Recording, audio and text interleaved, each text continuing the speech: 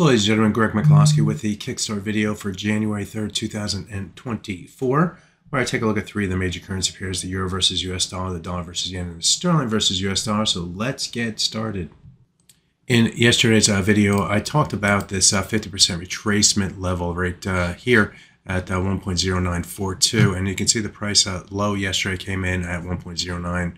Well, 40 until the very end of the day where the market started to move lower. Then a 50% retracement is of the move down from the 2020 high. That's right here to the 2022 low. The 50% midpoint comes in at 1.0942 level. That was a level that if the price is going to remain more bullish, staying above it would be more positive for the pair. If it moved below it, then it would probably be a little bit more negative. It's point of reflection or deflection away from bullish above and bearish below is basically the idea.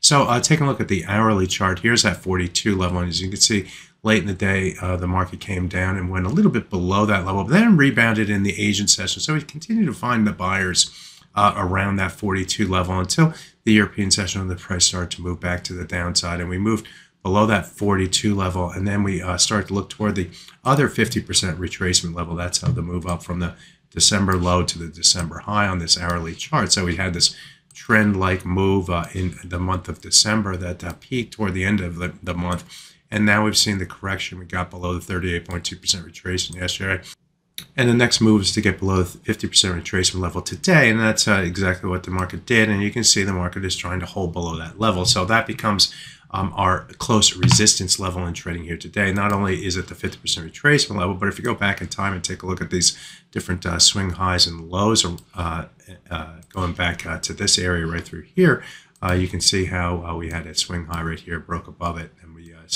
traded above for a while and then moved below it, and then started to use that level as resistance right through here, here, here, and here before moving above it, and then finding it as support here, here, and here before moving to the upside here. So getting below that 50% retracement level, getting below that swing level around the 1.0931 level, it puts now a lid on the pair and puts the sellers more in control. As long as we stay below that level in the short term, we're gonna the sellers remain more in control. We should see a rotation back down toward this area right here where you had swing levels in the 61.8% retracement. That's our next target on the downside. So intraday for traders, watch that level at the 1.0931 level. I think it's going to be a key barometer for traders today and going forward. We'll see.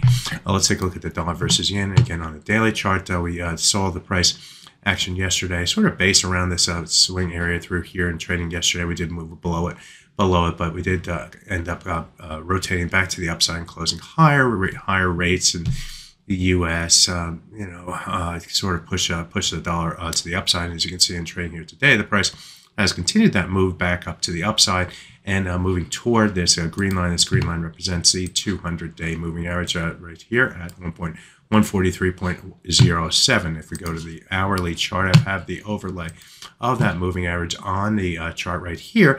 And as you can see, that we went right up to that level and found some sellers. So we are finding a lid there against that 200-day moving average. We'll see if the market can hold against that level. If it does, we could see a rotation back to the downside. And if you go back in time, you can see the history of that 200-day moving average was somewhat significant. So I'm not surprised that we did find willing sellers against that level. Also, the 61.8% retracement is right around that level as well.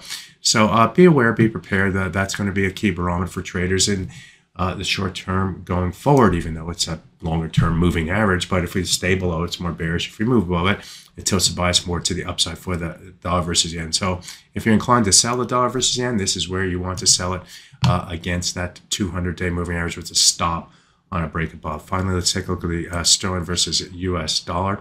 And again, I'll start at the daily chart. And we saw the sharp move to the downside yesterday. I took the price into this swing area through here where we had a number of different swing lows and highs going back in time, plus the 50% retracement of the move down from the high price that we saw in the month of, I guess that's June or July, down to the low price that we saw in the month of September. The 50% comes in at 125.88, and the price moved down toward that level. And trading here today, we are seeing more up and down price action, whereas the euro versus US dollar is moving lower and making new lows. The hourly chart in the sterling versus US dollar shows up and down, and a fairly narrow trading range here.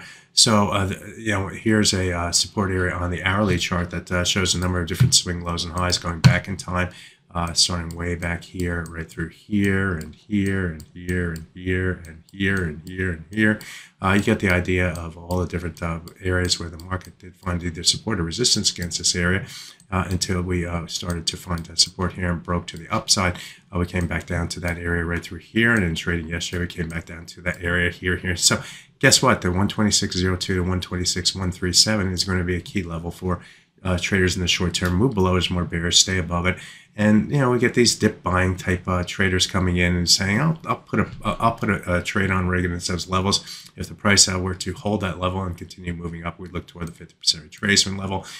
Maybe even if we get above that level, we start to move back toward the 200-hour moving average, which tried to hold support in trading here before breaking below in yesterday's trade.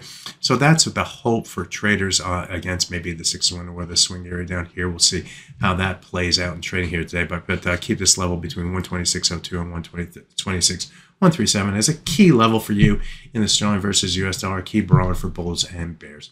So you have a look at it. Kickstart your trading for today's by taking a look at the euro, the dollar versus yen, and the sterling versus US dollar. My name is Greg McCloskey. Good fortune with your trading. Bye-bye now.